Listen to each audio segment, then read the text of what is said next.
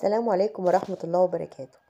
أسرع وأسهل وأطعم طبق مسقعة هتعمليه، هتعتمديها بإذن الله ببساطة جدا. طاسة على النار، حطينا فيها معلقة من الزيت، نص معلقة من الثوم المفروم، نزلنا عليها بقرن فلفل أخضر وقرن شطة أخضر، بس قرن الشطة ده ما كانش حامي. قلبته كده لحد ما ريحة الثوم طلعت، مش عايزاه يتحمر.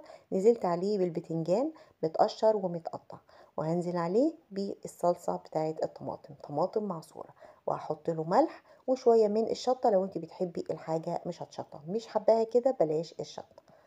بس ده البهارات اللي احنا هنحطها، مش هنحط حاجة تانية. طب البتنجان مش مقلي وهيطلع معايا خفيف وطعم جدا، والمسقعة بتاعتنا مش منزلة زيت خالص. هغطيها وهسيبها بقى لما تتشرب الصلصة بتاعتها. بس نسيت اقول لكم اللي انا ضفت لها برضو ربع معلقة من السكر. بعد ما اتشربت الصلصة نزلت عليها بمعلقتين من الزيت على الوش، وسبتها حوالي دقيقتين كده تتشرب كده الزيت ويتغلغل في الصلصة. كده المسقعة بتاعتنا بقت جاهزة. ممكن تدخليها تحت الشواية لو حابة ان هي تاخد لون. كده طبق مسقعة سهل وسريع، ما خدش معايا 5 دقايق. حابة بقى تعمليه فطار غدا عشاء، مش هياخد معاكي وقت. جربيه يا قمر وان شاء الله يعجبك.